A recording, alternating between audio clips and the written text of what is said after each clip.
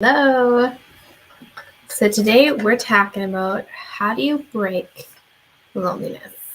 But first things first, if you're new, hey, I'm Keisha Ellingson, and I help women who have moved and who are feeling lonely and disconnected create friendships and connections in new areas, right? Because moving can be a lot, and it affects a lot of different aspects of life. So we walk through that together, and I just lead the way.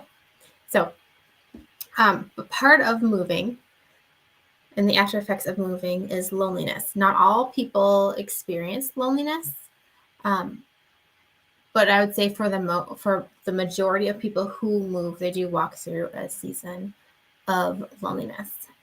And loneliness can be kind of tricky to identify sometimes, right? There's the first thing that longing for people that are far away that comes into mind for loneliness. Yes, that is loneliness when you're longing for people who are not close to you, longing for that connection.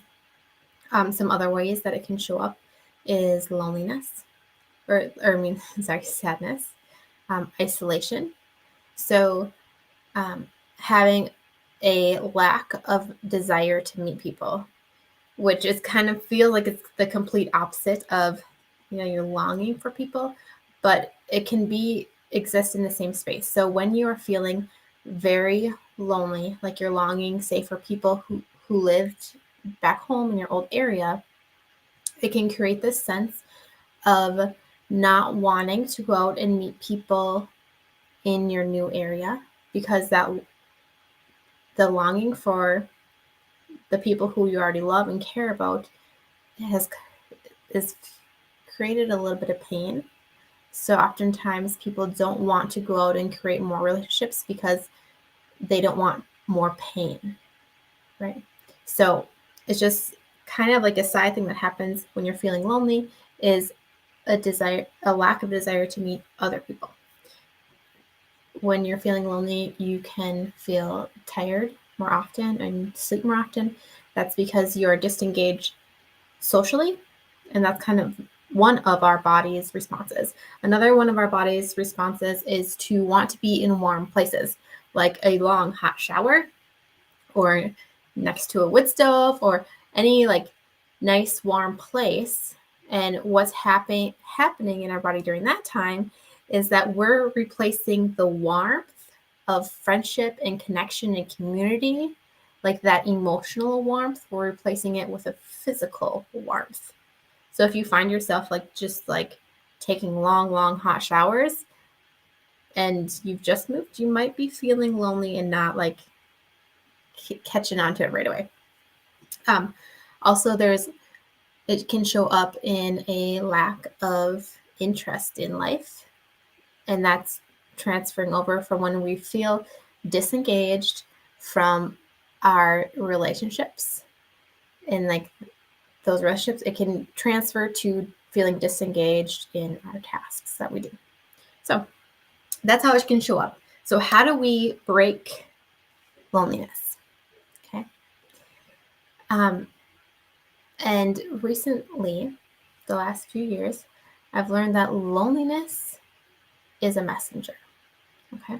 My friend Lauren talks about this a lot, that loneliness is a messenger. It's a feeling. It is telling you something, and it's not to be broken. Okay. So this messenger, it's like a flag that flips up. Okay. For people who are into ice fishing, your flag flips up when you have a fish. This is a flag that flips up saying you need connection. Okay. So don't judge being lonely as a bad thing, that you are bad, because when we judge loneliness as bad, then we turn around and judge ourselves as bad for feeling that way. And just notice it, oh my gosh, I'm feeling lonely. And then, another thing that I used to do is that we used to push it down. So don't push it down either. Noticing it and saying, I want this to go away, and shove it down and okay, I'm not going to think about being lonely. I'm going to go do this. It's just trying to tell you something, and it's trying to tell you that we were created for community, right? That's a human need. And our loneliness is just a flag that's saying, hey, you need more connection in your life. Okay. So it also tells you that the people in your life who you are feeling a longing for, that they are significant and they are valued, right? It's a reflection of how much you value them. And it's also a reflection of like our human need, that we need community. Okay. So we're not going to break loneliness. We're going to listen to our loneliness and see it as a turning point. So how do we turn, right? The first turning point is taking action, right? Engaging with the people that we're longing to connect with. So engaging with them could be a letter, a phone call, an email, a time planned out to visit them, even if it's a year or a year and a half out. Like mark it on the calendar, figure out when you're going to visit, when you're going to deepen that connection, when you're going to be able to talk face to face. And even like, oh, I'm not going to go there for a minute. But okay, so the second thing you can do is look at the areas that you can start creating that connection that you're longing for. So, like, as you go out in your daily life, instead of focusing on I'm lonely, I'm lonely, because like that's our focus is inward on us. Show up and speak to the people around you, and not just like, oh hey, how's it going? Like, have a good day, but ask them a personal question. Ask them like a deeper level question, and you'll get deeper levels responses, right? And that's where the community starts growing. You can do activities that you do usually alone, but then do them in a public setting. For instance, like if you're alone and you're gonna eat lunch, go to the park, eat lunch at the park, right? You might run into somebody that when you're walking there and strike up a conversation, or when you're sitting down on the lawn eating alone, a dog might run over and then the owner comes over and you talk to him. Like there's lots of different ways to start putting ourselves in the right positions to make those connections that we're longing for. Also, like going out into the community, finding local connections, finding farmers markets, and all these things where there's people out there, right? And engaging in those conversations and building those friendships little bit by little bit. Another thing that I love to do is set my intention for the day that I'm going to be a friend.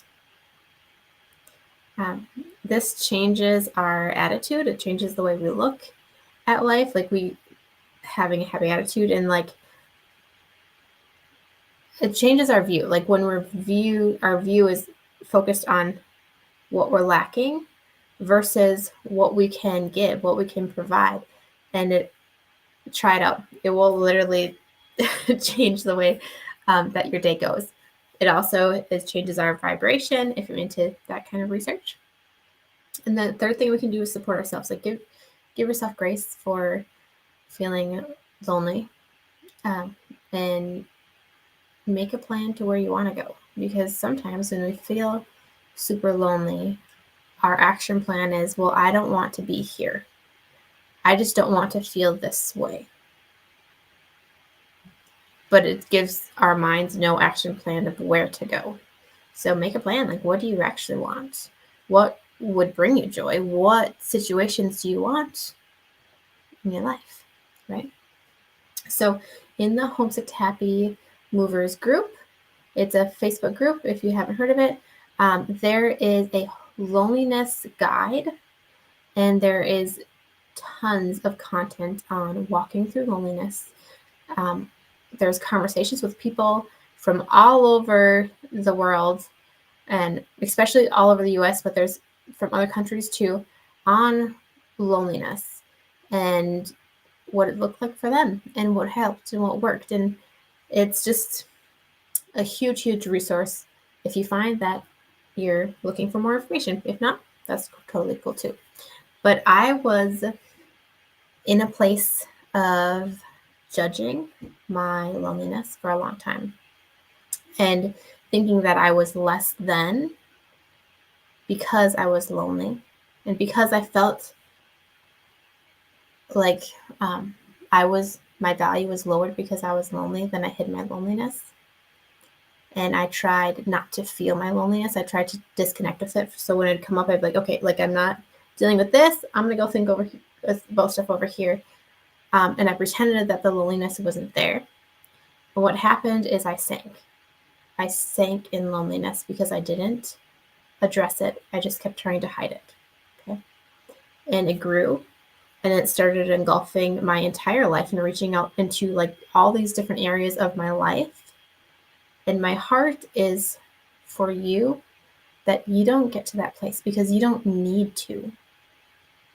But not getting to that place starts with the awareness that the loneliness isn't something to hide. It's not something bad, but it's a signal that you need to take the next step. You need to take action. You need to move and change something in your life, right? And it's one baby step a day in the direction that you want your life to go. One step. That's it. So that's my heart for you guys. So you are loved, and I hope you have a fabulous day. Talk to you later.